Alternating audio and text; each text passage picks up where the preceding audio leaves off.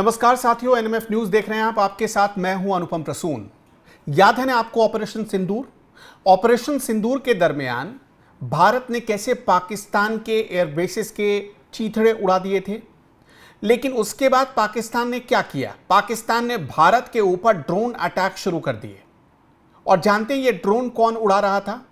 कहा जाता है कि सारे ड्रोन ऑपरेटर तुर्की से आए थे। यहां तक कि तुर्की पर एक और गंभीर आरोप लगा। आरोप यह लगा कि भारत और पाकिस्तान के बीच जब युद्ध चल रहा था तब उसने पाकिस्तान का समर्थन किया और हथियार भेजे, और अब तुर्की अपनी इस हरकत पर पछता रहा है। तुर्की के साथ भारत ने कुछ ऐसा किया है कि तुर्की को इतना बड़ा पछतावा हो रहा है कि उसकी इकोनॉमी पर इसका बहुत गंभीर असर पड़ा है।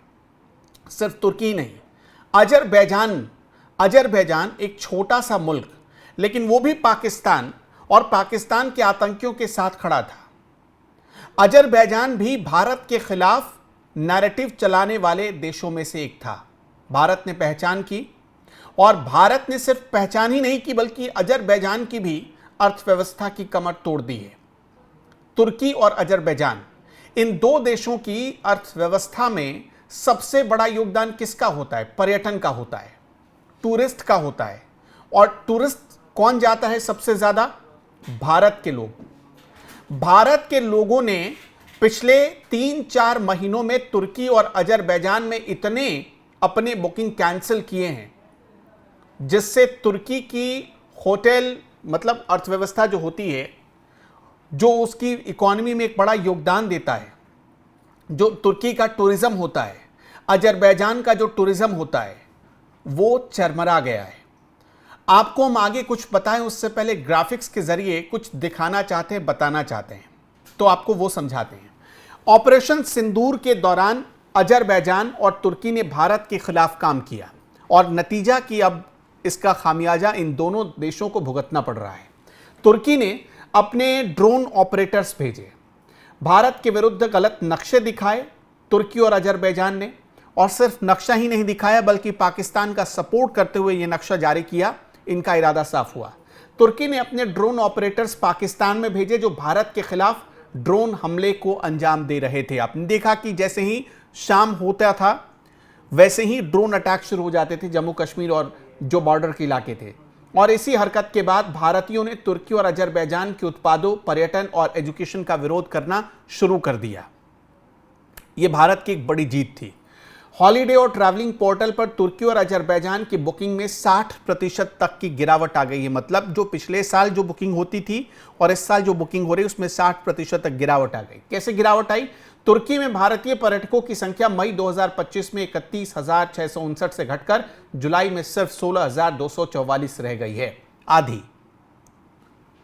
तो इससे आप अंदाजा लगाइए कि कितना बड़ा असर पड़ा होगा। अजरबैजान में भारतीय पर्यटकों की संख्या जून 2024 में 28,315 थी, जून 2025 में लगभग 9,934 पर आ गई है।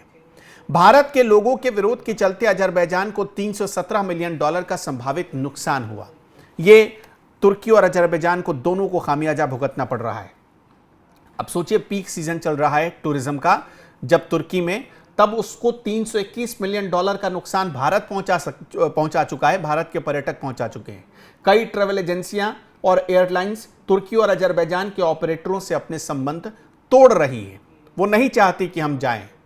बहिष्कार से तुर्की और अजरबैजान की पर्यटन, व्यापार और शिक्षा गतिविधियों को नकारात्मक देखा जा रहा है, उस पर नकारात्मक असर पड़ा है। तो आप अंदाजा लगा सकते हैं भारतीय पर्यटक अब तुर्की, अजरबैजान छोड़कर जा कहां रहे? ग्रीस, मिस्र, आर्मेनिया, कजाकिस्तान, जॉर्जिया, और अपने घर के मतलब भारत में जितने टूरिस्ट स्पॉट हैं वहां जा रहे हैं, वहां घूम रहे हैं। तो यह बड़ा बदलाव देखा गया है, जिससे तुर्की और अजरबैजान दोनों को एक कठोर सबक सिखाया है भारतीयों ने। ये दोनों देश ऐसे हैं जिनकी अर्थव्यवस्था में बहुत बड़ा योगदान टूरिज्म सेक्टर का होता है।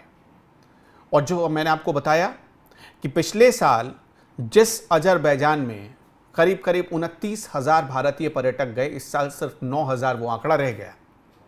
इसी तरह करीब 33,000 तुर्की में गए थे लोग मई महीने में, और जून महीने में जब आप आकर देखते हैं, जुलाई महीने में आकर देखते हैं, तो वो सिर्फ 16,000 हो गया।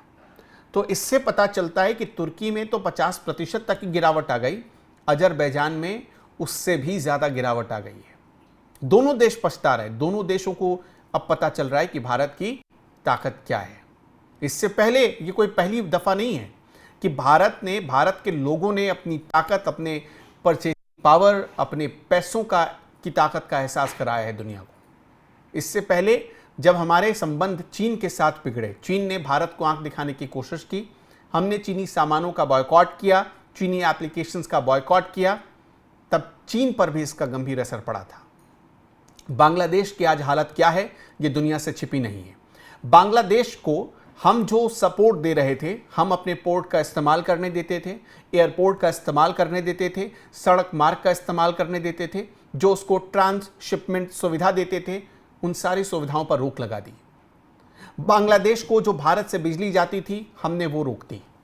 तो कई मौकों पर भारत ने यह साबित किया है कि उससे भिड़ने का अंजाम क्या हो सकता है। बांग्लादेश इसका एक परफेक्ट एग्जाम्पल है, तुर्की और अजरबैजान इसके परफेक्ट एग्जाम्पल है। तो आप ये समझिए कि भारत को कमतर आंकने वालों के लिए एक बड़ी मुश्किल घड़ी आ गई है। बांग्लादेश लेकर कि अजरबैजान तक ये चीजें पता चल रही हैं।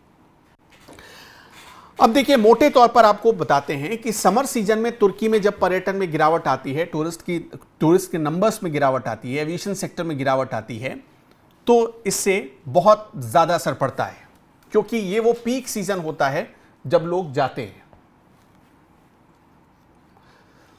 जब भारत के लोग घूमने जाते हैं तुर्की, जब वो तुर्की में ज़्यादातर लोगों को आप देखेंगे तो ऐसे कई कपल्स होते हैं, क्योंकि ये वो सीज़न होता है जब भारत में शादियां भी होती हैं।